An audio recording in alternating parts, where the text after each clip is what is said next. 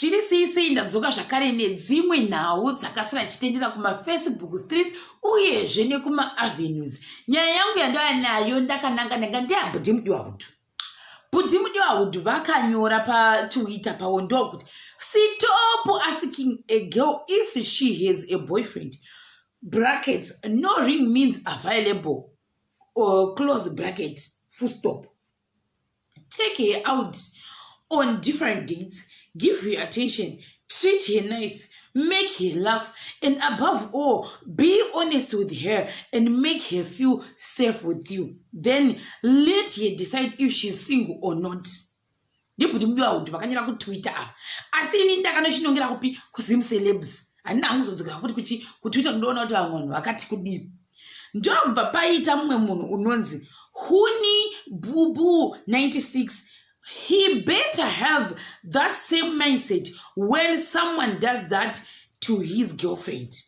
Inini manje ndikati who is Huni Bubu aina ndimuzivi asi satadzokera pakuti iyo iyi chirega tikuona kuti vanhu vaiti kudii muma comment section zvikanzi ndo zvakaita vanhu dzayake ndo saka ari goni here. He better have that she ndo zvandataura kuti Huni Bubu ndo zvakanyora zvikanzi period word zvikanzi where you at in Portugal.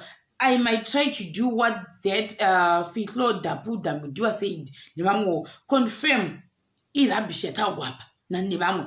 Zvikanzi wakaregere kuzviitirawo mudzimai wako kana zvichishanda. Ndivamwe I don't know why. Ndofunga vanhu vatwista mawords akadangotaurwa nani nabhuti mudiwahudhu kudangota zvavo semujoko I don't know. Zvikanzi namwe Jesus Christ Jesu vana mudiwa kunyepera kungwara une big bo but zvekungwara chimbomira. Zvikanzi nevamwe ukutozviitira ani right now.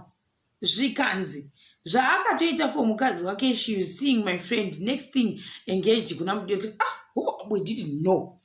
That's probably what happened kune wako. Vanhu vatwista zvinhu izvi zvikuda ndomaona ndikuita. I'm actually trying to understand kuti how he thought this thing zvambofamba sei. Zvikanzi how to be a simpi nevamwe avo 101 handisi kuzvorevei. Zviko zvaanotiudza nezvemarelationship mukomana uyu vanhu vana kutora zvakanaka. Zvikanzi hatinatso kumufarira. Zvikanzi muri mahaters vanhu imimi. Zvikanzi hamusi maakunyana here. Sorry if you feel offended but the fact is I don't know you. I don't feel offended. I will be a fact kana kuti it's a fact yekuti handina pressure nekukuzivawo futi. You can pass to the next comment nevamwe avo. Zvikanzi kose ari single iye aine information yese iyi. Ndiyo nyaya iri kutotinetsawo isusu takagara kuno kumateresi kuti why bhuti mudiwahudhu vari musingle. I don't know kuda vane munhu wavanaye but havasikuda kuudza vanhu vari kungochita muchivande. Amen. Vaudza ana musoro bhangu ava havazvizivi izvi. Well said. Iwo pfimbe iwewo then I'll decide if I'm single or not nevamwewo. Naye hako hatitori manotsi kune wrong 10 wako aripi right now. Zvose boy here wakomana boss na boiti. Vamwe vakati munhu akasiwa anotanga kuita motivational speakers. Kati I don't know why vanhu vachitora in that direction or in that way. Kuda bhuti mudiwahudhu vangoda kuzama kupawo vanhu maadvice. Kuda vanozivawo vane testimony yacho kuti zvofamba sei I don't know. Zvikanzi vamwe manje zvinoitika ndezvekuti ukasabvunza unopinda mukombi macho woona makazara wobva wagariswa pakadoma nevaundi acho because once wapinda vanenge vakusada kuti uburuke. So zvirina nekubvunza.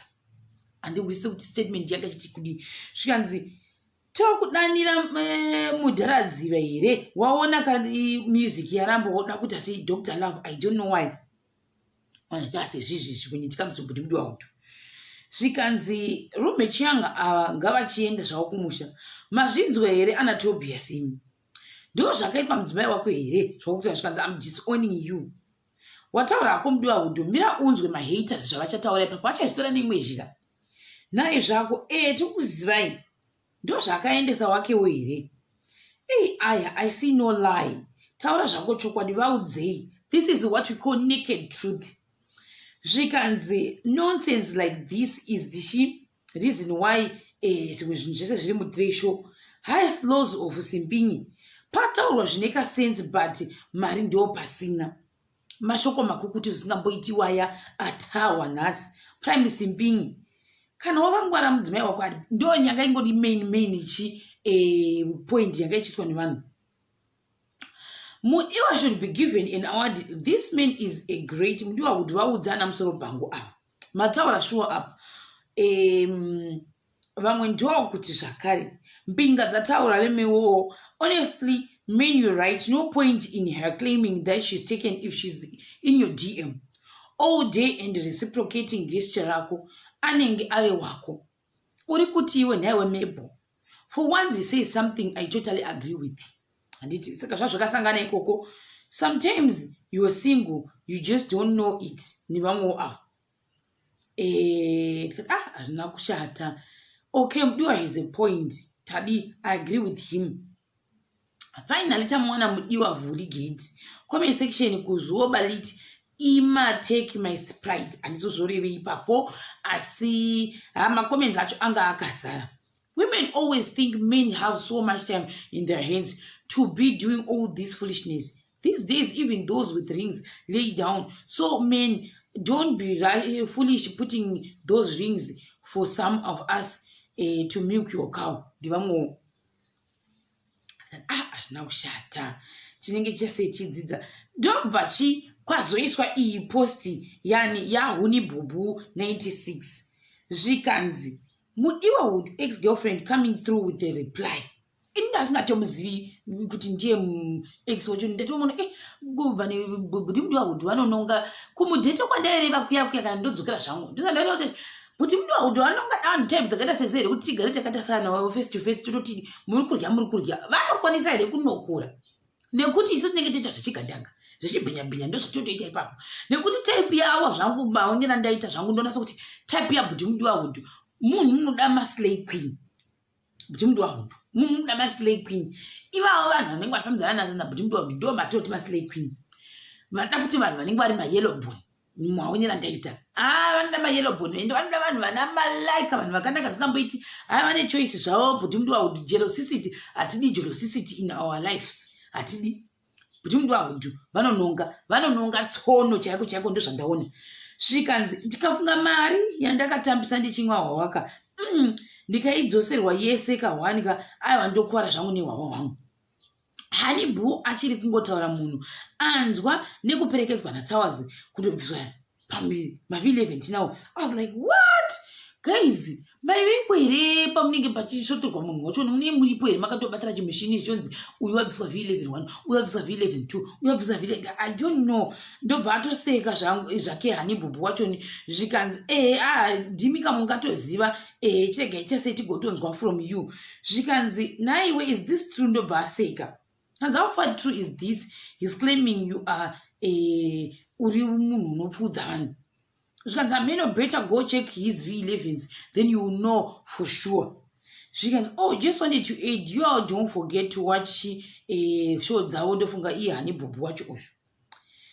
Tikati hazvina kushata. Ndobva totanga to advertise ndofunga show yavo. Tikati zvakangonaka zvakare tichiri ipapo.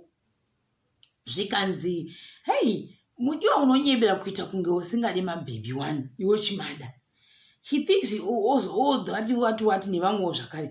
But jealousy down, jealousy hatidi. Mudiwa is a good eye for girls. Like I said, Buti Mudiwa would munhu unoda maslay queen. Munhu unoda makando eyellow. Buti Mudiwa would munhu unoda zvake vanhu vakanaka. Atidi kura nhema ndo choice yavo yavanayo. Saka zvoenderana ndofunga netype yavo yavariya. Zvikanzi Hani Bubu une ukama naso jalove here. Exes be like zvikanzi Hani Bubu ya not even uyu ane moto kupfuura umwe uya we. Zvikanzi my boyfriend said baby mukaoparidzira mai vako vata sei vaita so. She's fine, I want her. Can I have your number please? Zvikanzi is that your wife? Is she married? Nevamwewo question marking ga. Huona come back iyo muri kuiona here. Hazvina kushata. Chinongota zvikanzi aiwa ganda riripo zvaro. Ndobva DJ Towers vanoranza inini ndiri fanirani Hani Bubu till the end. Zvinamboshata zvakangonakawo. Vamwe vakati haisi sister ya DJ Towers here. Zvikanzi ndiyo. My sisters, I didn't know kuti my sisters nani na DJ Towers ani ihanibubu wacho iyeye zvangonaka zvanhango you are very beautiful zvikanzi thank you queen. However I feel I'm a catfish nevamwewo zvakare vakwachidero tizi kuti zvinorevei kana maslapin otaura kuti sikwetishiti kana kuti ichocho chachoni chavanenge vachitaura tinongoti zvese zvakare tinongosapota aiwa chakanaka mugaka haurungwi. We should appreciate pane zvakanaka musociety. Chakubatai zvakare pachikamu chinotevera.